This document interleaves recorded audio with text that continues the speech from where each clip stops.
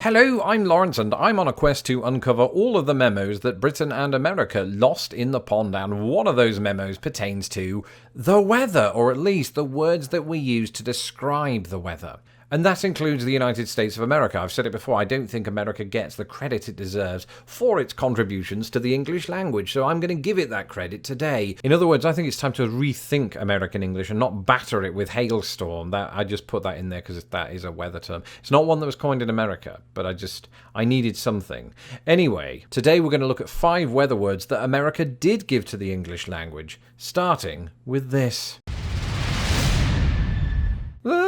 It's a twister, said that character in The Wizard of Oz, and he was correct. It was indeed a tornado that was sweeping through Dorothy's farm. I mean, she didn't own it, I suppose. It was probably Auntie M's, but anyway, a twister, that's where I first heard that term, was in The Wizard of Oz, and then, of course, 60 years later, it cropped up in the title of a just not as good a film called Twister, about a tornado. So very clearly that term is in use in the United States and has been for 100 or so years, more than 100 years. 1881 is believed to have been the year of its first attestation, and it's simply a synonym for tornado, which, entered English via Spanish. And you can sort of see where it comes from. I mean, let's say you take some bread dough and you twist it, it would sort of look like a tornado.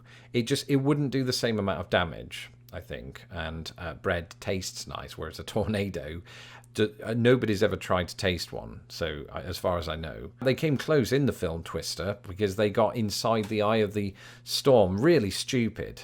Don't ever watch that. If you do, have plenty of alcohol so you can laugh about it with your friends. The Wizard of Oz is clearly better, and speaking of windy 1930s plain states, that brings us on to our next entry. Is that's right, Dust Bowl, which is, that's not really a weather condition. That's just that it's called the Dust Bowl, not a Dust Bowl, because it specifically describes the period in the 1930s when, a series of dust storms struck the Great Plains of the United States and even up in Canada as well. And this was, of course, highly detrimental to the agriculture of the area, of the prairies, and not to mention the livelihood of millions of people that lived there at that time. In fact, 3.5 million people during the 1930s left the prairies, mostly to go to California or places where the Dust Bowl wasn't affecting them. It was an insane ecological disaster that just happened to take place during the Great Depression too. So 1930s America, not the best place to be. The Dust Bowl was, of course, the setting for the revered American novel The Grapes of Wrath by writer and longtime Meat Loaf collaborator Jim Steinman. Is it? John Steinbeck. But despite the fact that the storms first broke out in 1934, the word Dust Bowl itself isn't first attested until 1935. The earliest usage I could find was in Auto Body and the Reconditioned Car. From that very year, and just 1 year earlier, the English language was introduced to our next entry. Ah yes, Weatherize, along the same lines, I find, as burglarize. Try saying that after 2 whiskies. I just did. So you can do it.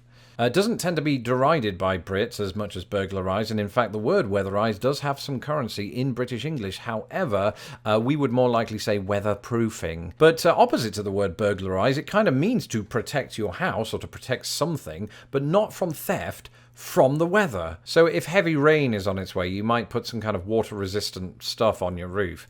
Or build a moat. That's what I used to do in the castle. And that just weatherizes that particular building. But the word weatherize, as far as I can tell, was first attested from 1934 in the Labour Law Reporter. And it was new at the time because they have quotation marks around it. Nowadays, of course, it's fallen into common use, but back then they didn't know that, right? It's kind of like how people were using the internet in the 90s. It was almost ironic if you said, "Are you on the internet? Send me an email." These things were seen as funny back then. Now they're just commonplace, and Weatherize was no exception in 1934. And it weathered the storm, you could say, of its early infant days. It really didn't take off, though, until the 1970s, as you can see from this graph. At that point, for whatever reason, maybe meteorology was just more widespread because of television, it absolutely came on like a blizzard, which is convenient because that is our next entry. I don't know what it is about American English, but it loves to coin words that have multiple instances of the letter Z. So you've got, jazz, snazzy, fizzle, and pizzazz.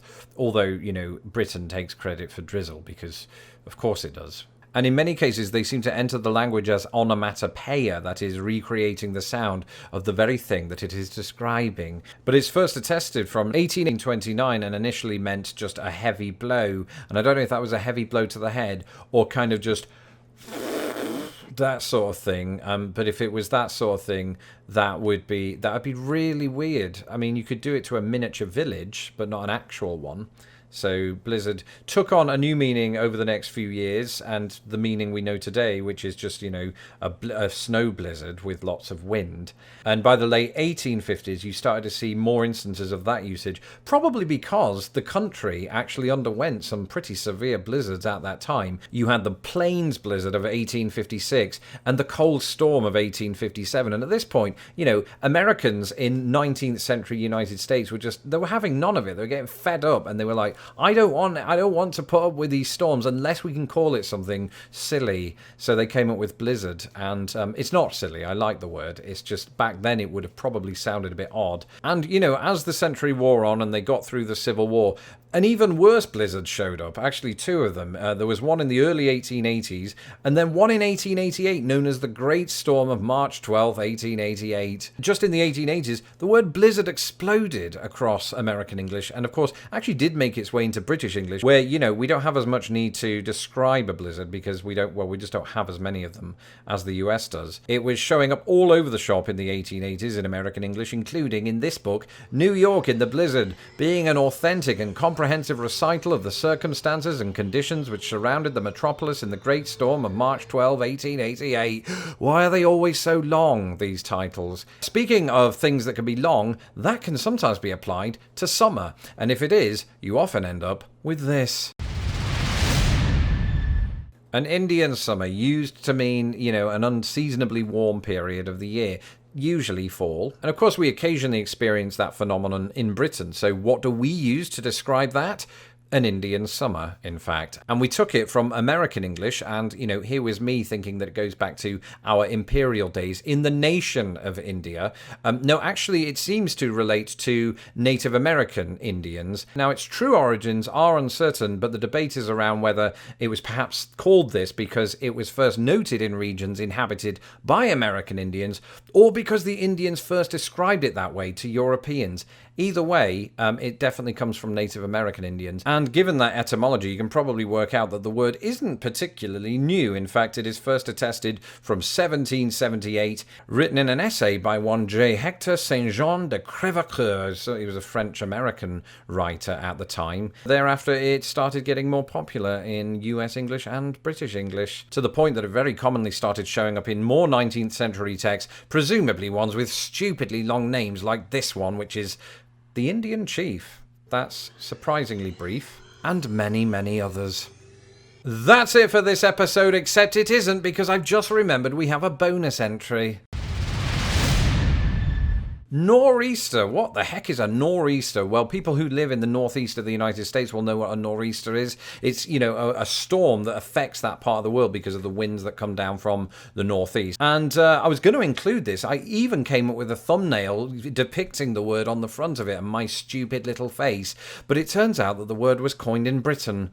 It was popularized, of course, in the United States and is largely only used here to this day. But back in the day, when referring to sort of the compasses, British meteorologists or whoever was describing it would use terms like nor'east and nor'west and things like that. And so the term nor'easter was first attested from a London publication in the 1770s. But of course, it did take off in the United States and barely elsewhere. And here it is, showing up in an 1841 publication called The Sporting Magazine or Monthly Calendar of the Transactions of the Turf, the Chase, and every other diversion interesting to the man of pleasure, enterprise, and spirit.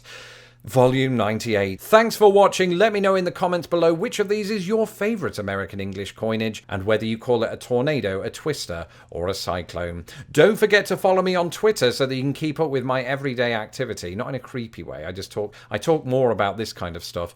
And don't forget to subscribe so that my videos don't get lost in the pond. Once again, a twister-sized thank you to all of my patrons who make these videos possible, from the research, the technology, to the everything. The new glasses, that was out of my own personal finances, but you get the picture. If you would like to become a patron of Lost in the Pond, you can do so at patreon.com/lostinthepond. It only takes 5 minutes to sign up. Anybody that does so will get access to my secret live stream, and anybody that pledges $5 or more a month will get access to not only that, but my secret podcast and more. Until next time, have a great week, and I'll see you soon. Thank you for watching this episode of Lost in the Pond. Don't forget to hit my stupid little face to subscribe, and please share this video with the world. Hit me up on Twitter, Instagram, and Facebook, and if you would like to support this channel, please do so at patreon.com/lostinthepond.